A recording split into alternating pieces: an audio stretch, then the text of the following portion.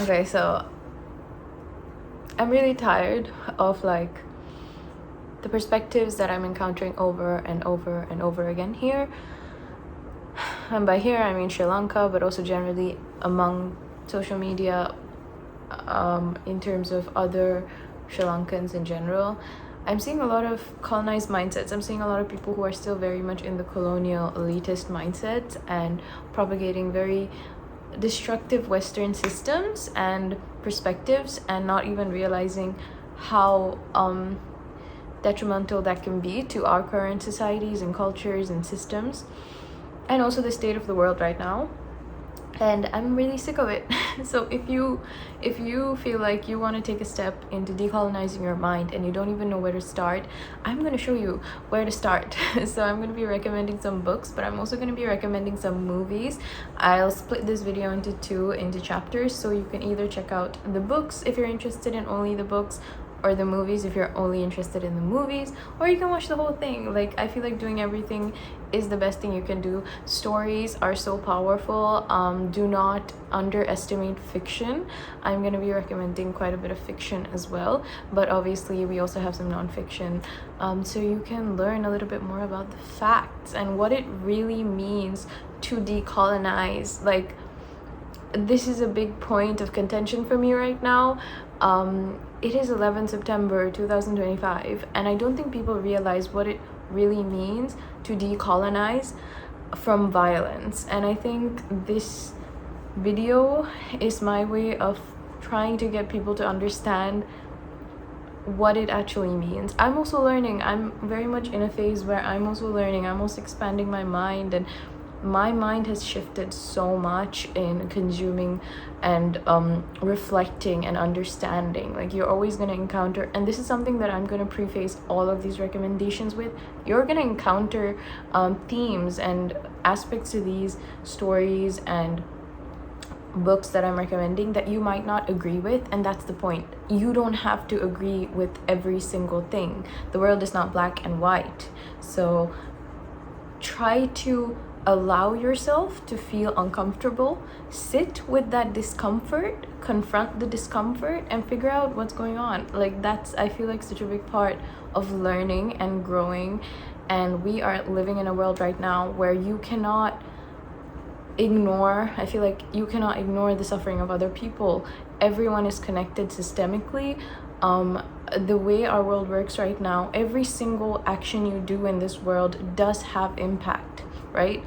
Obviously you cannot sit and wallow and like live miserably and like give up your privileges every single moment of your life because of that, but you need to understand the role you play, the privilege you hold, and how you can balance that out. We talk about carbon footprint. What about your conscious footprint? What about the impact that you are having on the world socioculturally, unknowingly, and how are you going to reverse that?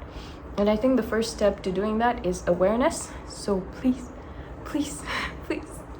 let's start decolonizing our minds. Let's do it together. So I'm going to recommend some books now, and then we'll do the movies. So we'll start with some nonfiction books. The first is literally a 2 to 3 page PDF that you can find online, so you can read this, okay? Unless you already have. It's The Ones Who Walk Away from the Omelas by Ursula K. Le Guin, epic sci-fi writer. This is not nonfiction, by the way. Wait, why did I say nonfiction? But if you actually, this book, it's more of a short story, but it is so important. Like, if you have read Animal Farm or 1984 by George Orwell, this is very Orwellian, but this is actually a predecessor to Orwell. You have to go check this out.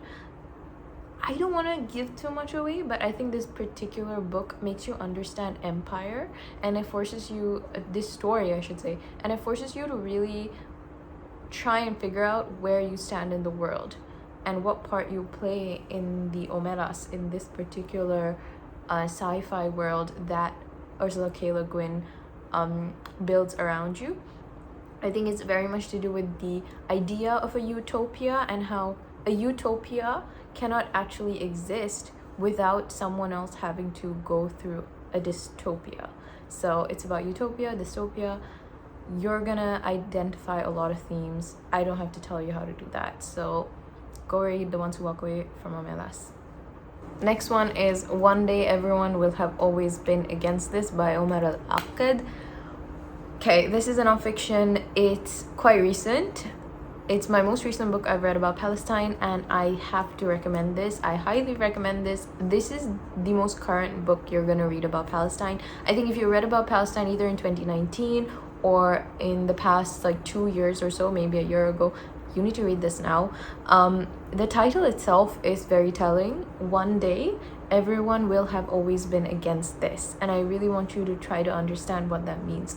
It really focuses on, I'm gonna have to preface this by saying it focuses on the US. It focuses on liberal mindsets. It focuses on the hypocrisy of certain liberal mindsets and the left. It focuses on the reality of what it means to be pro-Palestinian in a world where being pro-Palestinian can actually get you to lose your jobs and lose opportunities and cause and disrupt your life and the responsibilities you have.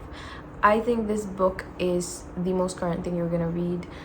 I also think it has a lot of perspectives I haven't seen in a lot of books about Palestine, so I think that's also gonna be great. I also think this is one of those easier books to get started reading about Palestine, so I recommend giving this a go.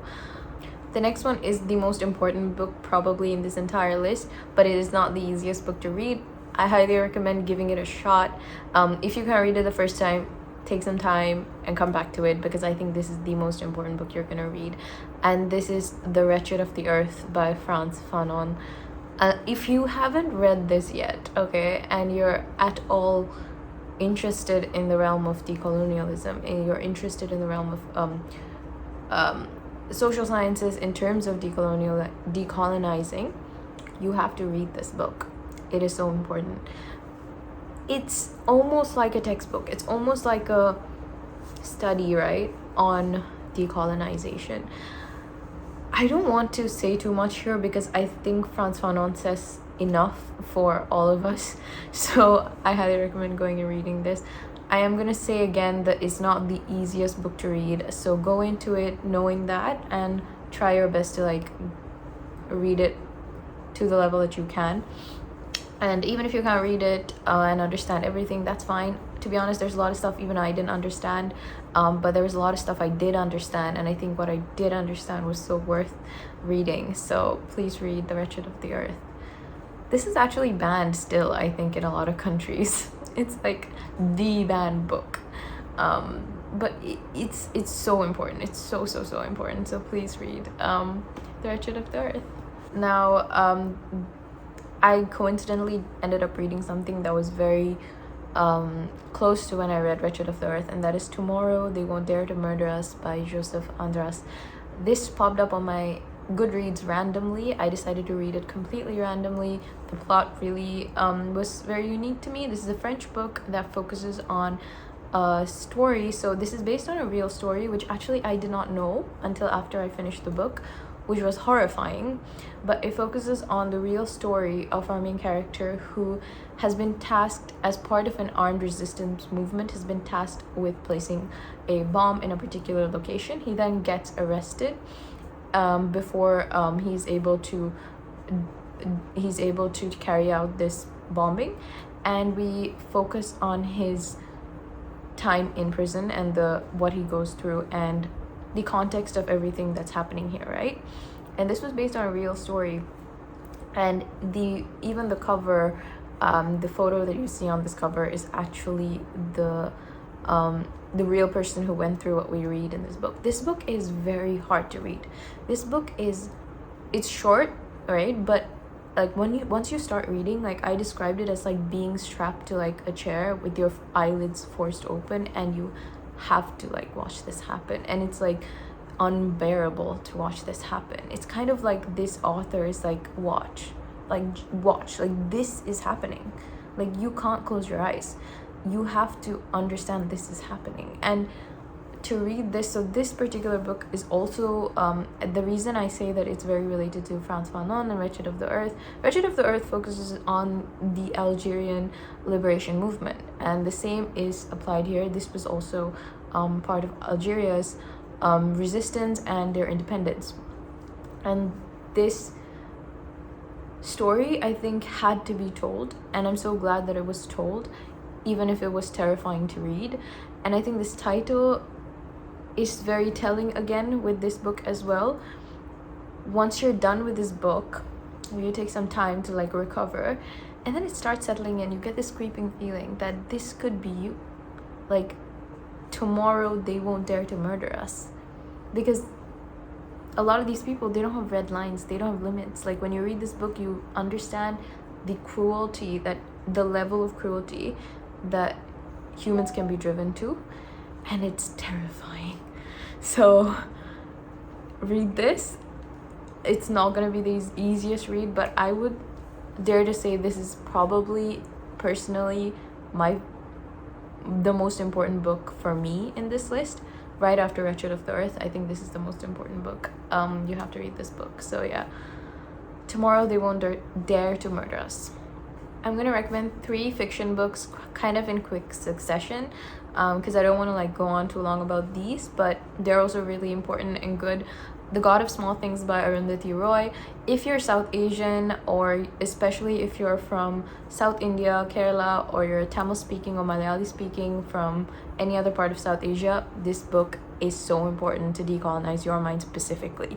Like, I feel like if you're specifically any of these people that I just mentioned or come from any of those groups, this is going to be even more special and even more hard-hitting for you. And it's a very big reclamation of culture, of ancestry, of what the West has deemed, what the West and what our colonizers had decided and have still imposed as disturbing to them, parts of our cultures that have been demarcated, brought to the surface. I think that's what The God of Small Things was for me. So I highly recommend this one. The second one is The Berry Pickers by Amanda Peters.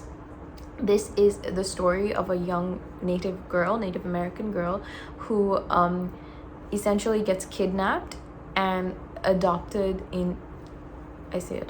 kidnapped by this white couple, and she is forced to live out her life unknowing of the fact that she even is Native American. And then we follow the family that loses this young little girl, and it is devastating. This book pissed me off to like no end. Like, I remember the week that I read, and I'm not someone who is very absorbent of the books I read in terms of emotions and feeling. Like, I do feel like if I'm reading a happy book, I'm gonna be a little bit happier, but it doesn't really change my mood completely. This book like proper changed my mood for that week. I was genuinely so pissed. Like, it is unbearable, the injustice and the unfairness of what our characters go through. And I think for me as well, like it took me a very long time to really understand like what I was taught in high school was so wrong. Like, Christopher Columbus never really founded America, and the real story of the Native Americans and stuff, we did not learn that in high school. And I went to school in Dubai. I didn't even go to school in the West, and I didn't know that. And this book like gives you that perspective. This is actually the first ever Native American book I've read, and I'm really ashamed to say that. Like, I need to read more, and it really makes you understand that the devastation and the loss in losing native land and the position that the Native Americans are in the US right now. Yeah, this book really got to me, and I hope it gets to everyone who reads it.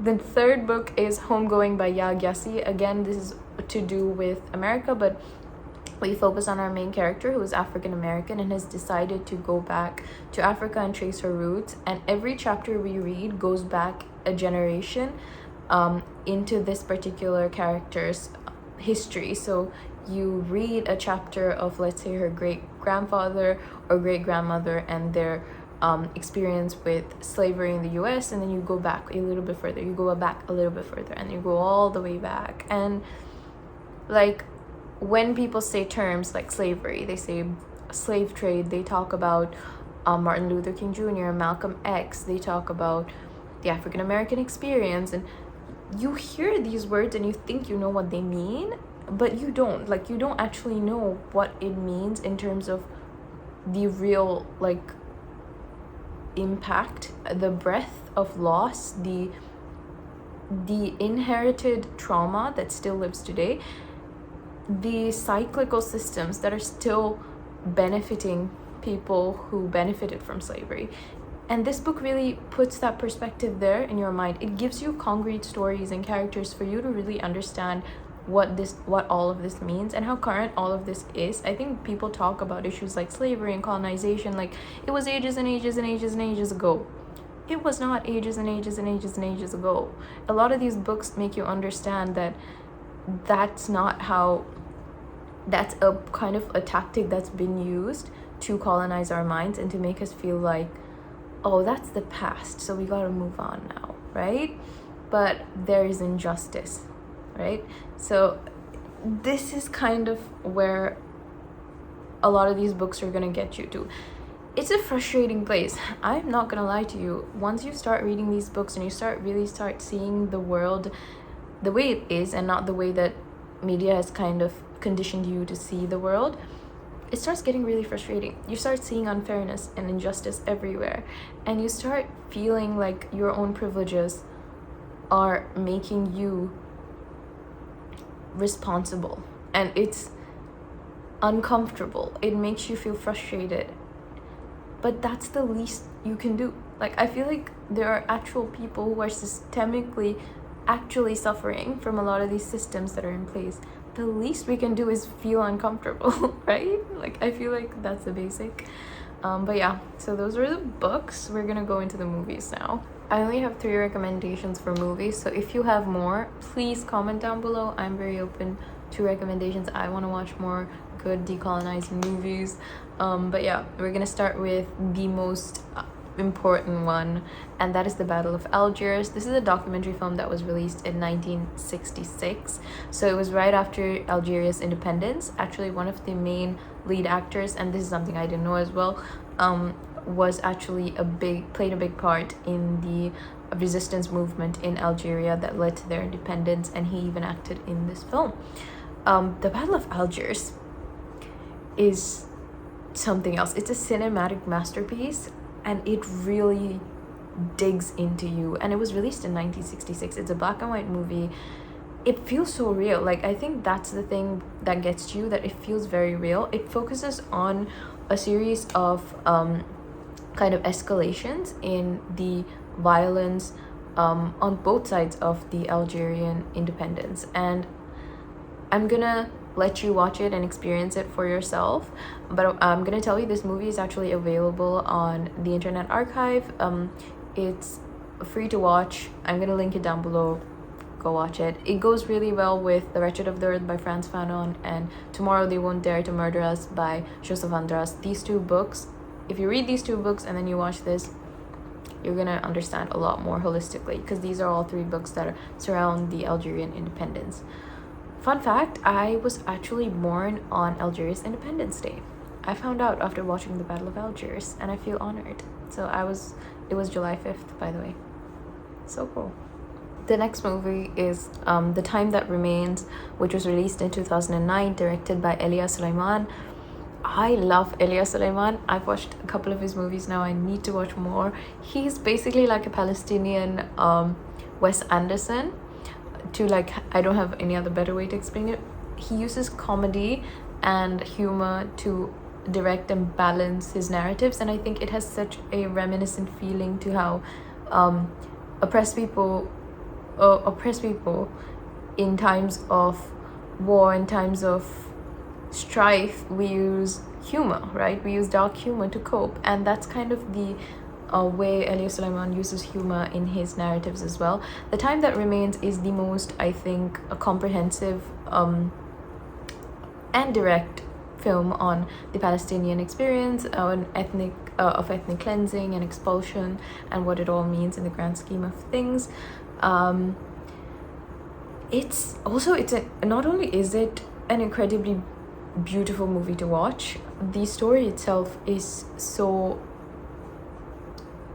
well done. The visual cues, the cinematic experience of it all, So it follows our main characters as they undergo the Nakba, and then they undergo forced displacement, and then it takes you through years and years and years. So you skip a few years over here and there, and then you kind of get through that whole experience. And it's just, yeah, it's incredible. If you want to watch a movie about Palestine, let it be The Time That Remains first. There's plenty of other movies as well, but this is a fiction movie that I think is very impactful and relevant to Palestine. And it's also beautiful. Did I say how beautiful Elias Sulaiman's movies are? They are beautiful. Every scene is beautifully composed. The colors, the culture, the emotion, and the way it's all done. As a designer, as a design student, as a visual communicator, I was entranced. So watch The Time That Remains. I need to rewatch it. Like, just talking about it now makes me want to watch it again. Last movie recommendation, we're gonna end on a slightly lighter note. Princess Mononoke by Studio Ghibli from 1997. I waited way too long to watch Princess Mononoke. I think it is so current. I couldn't believe that it was released in 1997. Like, damn. Princess Mononoke is a hard to swallow film. Like, I'm gonna say it. I think it's one of those movies where you don't really know what's going on. Like, you don't really know what to feel. You don't know if, okay, wait, am I supposed to feel this way? Am I supposed to feel that way? Like, because when you grow up watching certain movies, like, you get into this pattern of like, okay, when this happens, I'm supposed to feel this way. When this happens, I'm supposed to feel that way. And then you default to it.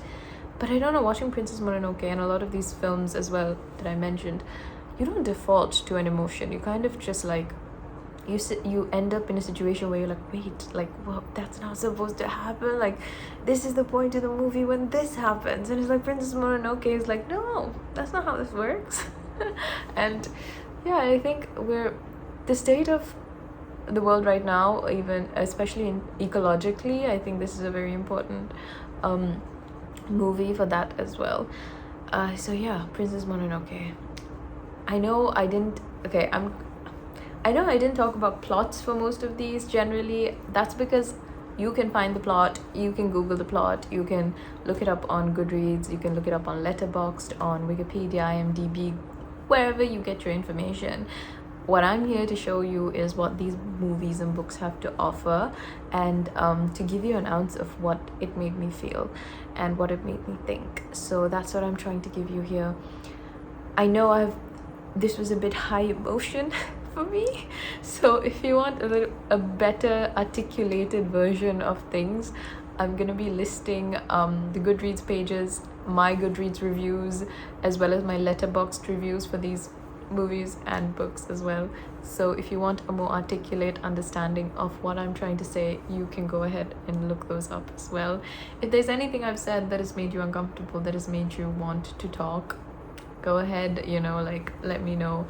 Let's have a conversation. I'm always up for a good conversation, but I'm gonna emphasize that conversation, right? So it's a two-way street.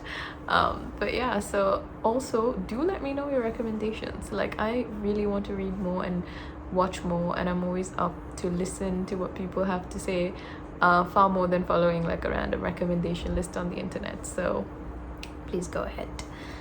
So yeah, that was my Decolonize Your Mind list. I have plenty more where that came from. So if you want more, like, I could sit and talk about these for much longer.